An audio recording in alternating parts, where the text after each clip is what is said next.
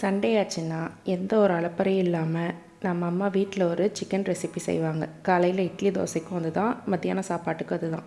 அந்த மாதிரி ஒரு ரெசிபி எப்படி செய்யலான்னு பார்க்கலாம் வாங்க.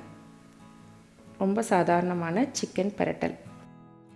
இன்றைக்கி நான் சிக்கன் 1 கிலோ எடுத்திருக்கேன். நல்லா மஞ்சத்தூள் உப்பெல்லாம் போட்டு ஒரு 2-3 வாட்டி வாஷ் பண்ணி எடுத்துக்கோங்க. ஒரு கடாயில் 3 டேபிள் ஸ்பூன் எண்ணெய் விட்டு சீரகம் 1 டீஸ்பூன், சீரகம் நல்லா பொரியட்டும். காஞ்ச மிளகாய் 2, வெங்காயம் 2 மீடியம் சைஸில் ரொம்ப சின்னதாக நறுக்கி சேர்த்துக்கோங்க. உப்பு ஒரு 1/4 டீஸ்பூன்,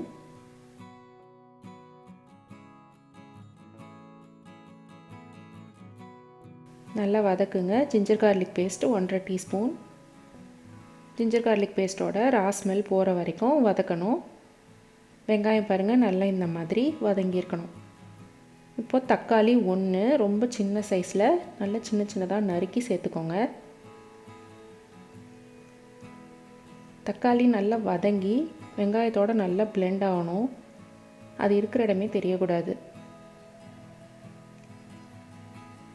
இப்போது சிக்கனை சேர்த்துக்கலாம்.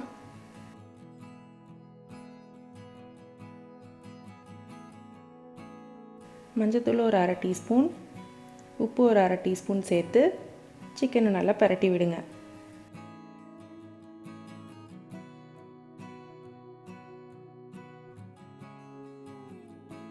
அடுப்பை நல்லா லோ ஹீட்டில் வச்சுட்டு மூடி வச்சு குக் பண்ணுங்கள். சிக்கன் நல்லா தண்ணி விடும்.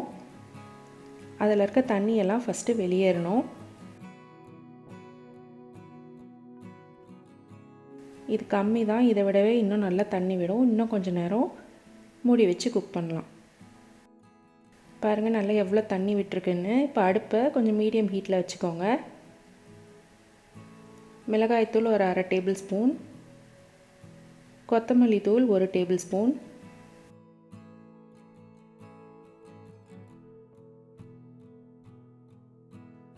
தண்ணி ஒரு 1/2 கப் சேர்த்து சிக்கன் நல்லா வேகிற வரைக்கும் மூடி வச்சு குக் பண்ணுங்கள். ஒரு 5 நிமிஷம் தான். சிக்கன் நல்லா வெந்துருச்சு. எண்ணெய் பாருங்கள் பிரிஞ்சு மேலே வருது. இதை நீங்கள் அப்படியே குழம்பாக யூஸ் பண்ணலாம். நான் இதில் குழம்பு தனியாக இட்லி தோசைக்கு எடுத்து வச்சுக்கிட்டு இதை நல்லா பிரட்ட போகிறேன்.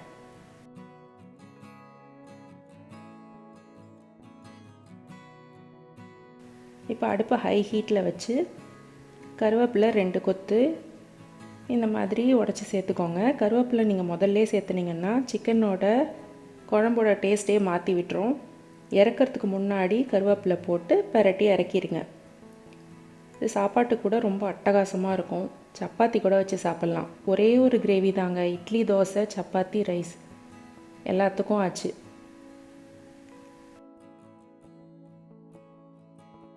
செஞ்சு பார்த்துட்டு எப்படி இருந்ததுன்னு கமெண்ட்டில் சொல்லுங்கள். பிடிச்சிருந்தால் லைக் பண்ணுங்கள். மறக்காமல் சப்ஸ்கிரைப் பண்ணுங்கள்.